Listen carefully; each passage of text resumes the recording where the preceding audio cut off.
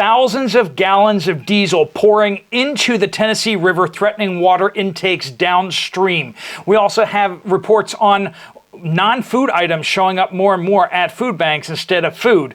And no potatoes in Idaho. That's concerning.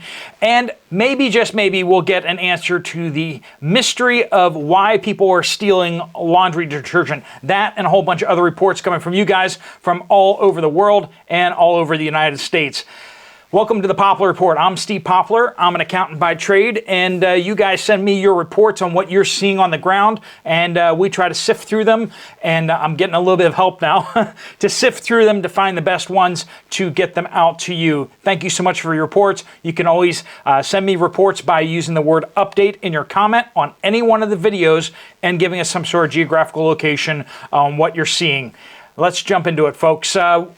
The Poplar Report is sponsored by Genesis Gold Group. This video is. So if you have retirement funds, a number of you keep emailing me that you've gone through this process with Jonathan and his team at Genesis Gold Group, and it's been fantastic.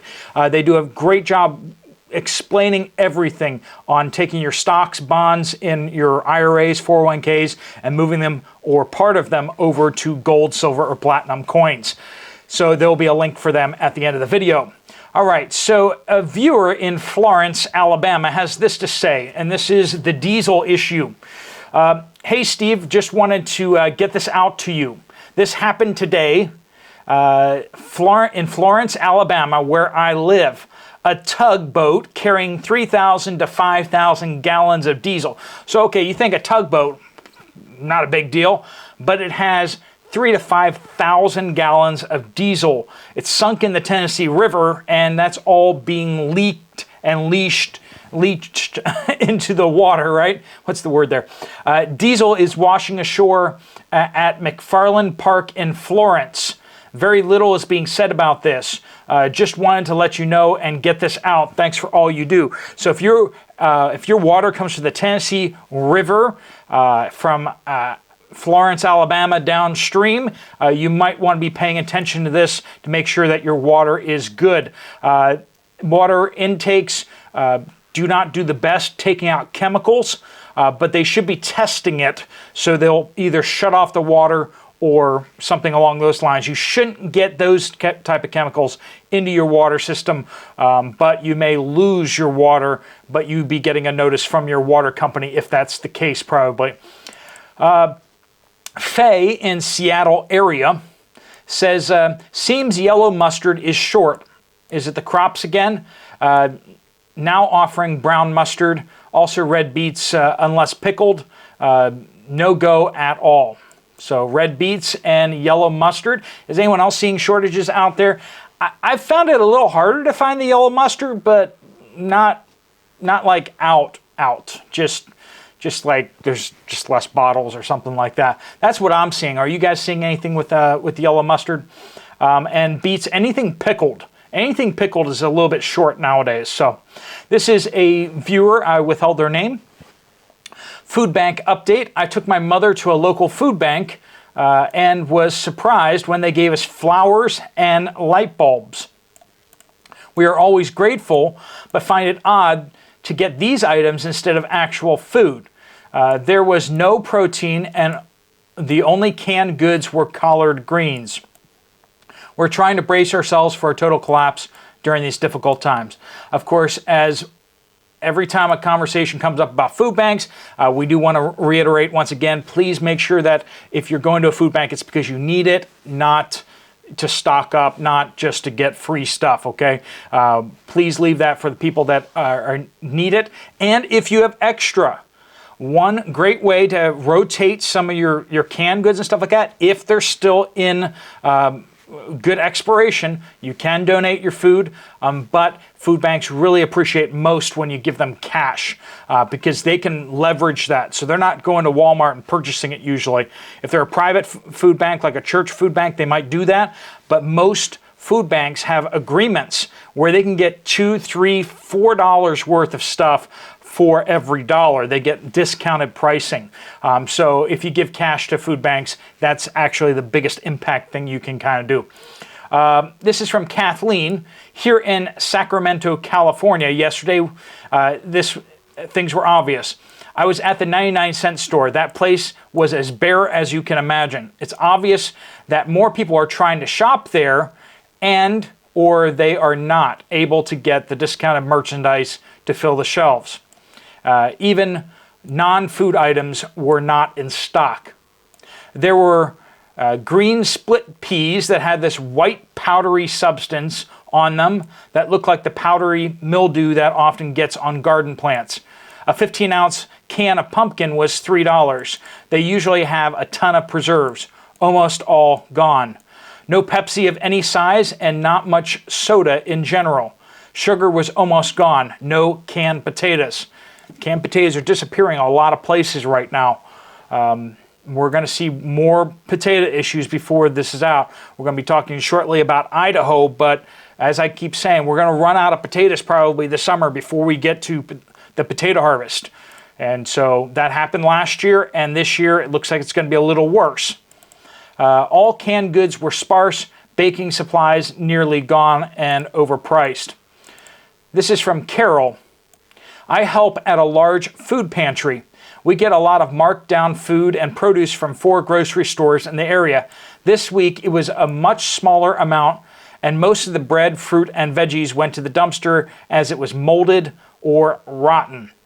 Usually we are able to give out 3 different proteins per food box. This time they only got 1 package of a meat and only 1 bread item, 1 dessert, which is usually day-old donuts, and we had a lot of new people signing up for food. Very sad days ahead. And this is the best ever, right? You just asked the dude in the White House, not sure what he's doing up there, but we do know that he's saying it's great out there. The economy is wonderful. Unemployment's like nothing. I mean, everyone has a job that wants a job. Just listen to the guy in the White House. He'll tell you. What happens when he starts saying things are bad? How bad are things going to get? Friends, when it gets bad, you may not be able to count on those food pantries because they're going to be so overwhelmed. They're already not getting enough stuff. What happens when a lot more people go to the food banks because we have serious problems in this country? Terry, hello from the thumb of Michigan. Here in the thumb, there are, because Michigan looks like a hand with the reverse of my hand, it should be the other hand, right? Anyway, thumb of Michigan, they are starting to combine wheat, and it's looking good so far. So wheat's looking pretty good. The soybeans still have a long way to go. Some don't look so good, but we've got time for them to get growing. So in Michigan, looks like the wheat's going to be fairly good, or at least in that area. But they need some more rain for soybeans to do okay. So we're hoping for soybeans. If you're a praying person, praying for rain where we need it is always a good thing to do. Greg says, I talked with my sister in South Jersey. She has a tough time finding decaf tea and herb teas. Anyone else do like decaf tea? Oh, I love my decaf tea. I don't drink all that much coffee anymore these days, but I love my decaf tea because then I can drink it any time of the night, But decaf tea and herb teas, I've been saying that they've been having issues at Walmart and other stores about that stuff. As I mentioned before, here in the Nature Coast area, the teas are 1/2 to 3/4 less. A store that had half an aisle of teas now only has 1 foot of that aisle.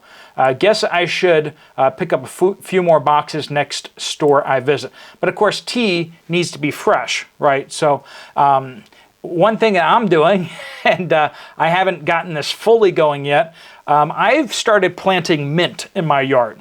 Now, I hear that it's quite invasive, and that's what everyone keeps telling me, which is great for me because that means I can't kill it. So, so far I've got 3 patches, and 2 of the patches are really starting to grow, but the third it's still struggling to get a hold, but that's the newest one. But I can see that the rhizomes are kind of going out underneath the ground and seeing some pop up here, pop up there. And honestly, I think grass is stupid like just dumb. So all the areas of the yard that I can just get away with like not having grass, I want to just grow mint, just straight mint, because mint tea, right? I can use it for tea. I can use it for a lot of other things. So that's what I'm doing. I'm trying to go with tea, grow my own tea, my mint tea. This is Richard. We live in East Idaho. I get potatoes at the packing houses. Okay, so this is not stores. This is where they're actually getting the potatoes in from the fields and they're packing them to send them out to stores and all that kind of stuff. I get potatoes at the packing houses. 2 years ago, a 50-pound box of potatoes was $15. I need to come out and visit you. Yeah, that sounds good. Then in 2020, in August, they were not available until near October. So they didn't have the potatoes coming in off the fields until nearly October. Last year, a 50-pound box was $20. So $15, $20, and none were available after the end of July. Okay, that's just crazy. That's weird. We're seeing fluctuations in the potato market. This year, a 50-pound box is $25. But the last week of June, when we went, nothing available.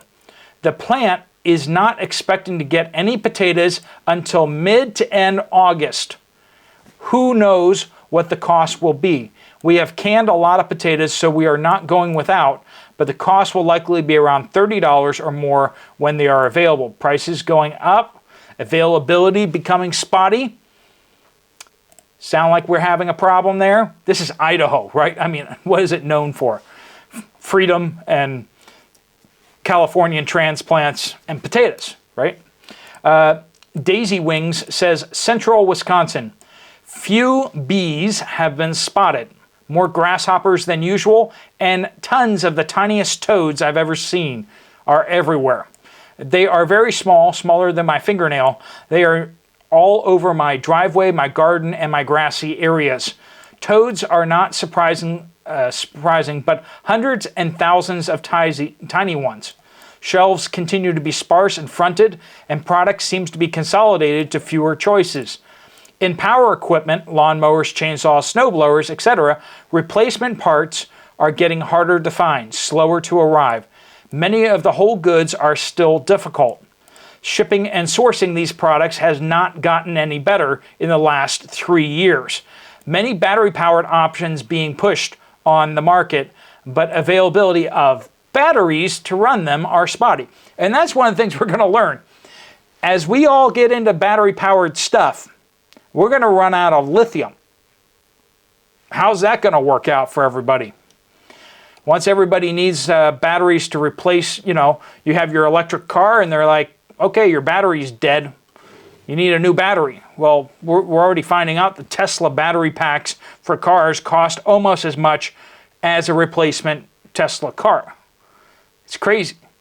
And we're just chewing through a lot of that lithium. Now they're able to recycle some of it, but not all of it's getting recycled. The stuff that burns up on the highway when the cars catch fire, we're not recycling that. This is from Smacky. This is good advice. Winter is coming. Now is the time to get blankets, coats, socks, gloves, boots, hats, and firewood. Friends, check your watches, check your dates, and yeah. We're gonna be in August sooner than you know, and this is the perfect time to start getting some of that stuff, because if you can beat them to the thrift stores, and you still got yard sales out there, people are giving this stuff away. But once everybody else is looking for the stuff, it's going to get a lot harder to find heavy winter clothing and such. Also, firewood. A lot of tree companies right now are just like trying to get rid of firewood. Like they not necessarily firewood, but like wood chips. They'll dump wood chips on you for free. So you can get wood chips. Also, you may be able to work out a good deal for getting fresh firewood. So like if you already have some firewood, not for this winter, but and you're able to season some firewood, and they can just drop a bunch of rounds on you or something like that. You might be able to get that for free or for very little money. Those are the deals that you can make now that you won't be able to make this fall. Also, don't forget to look at your tires and maybe get that oil changed. Oh, somebody sounds like my dad. You might even want to get a few sheets of 3/8 plywood, screws, and quality duct tape on hand. If you lose a window, it might be weeks before you get it replaced.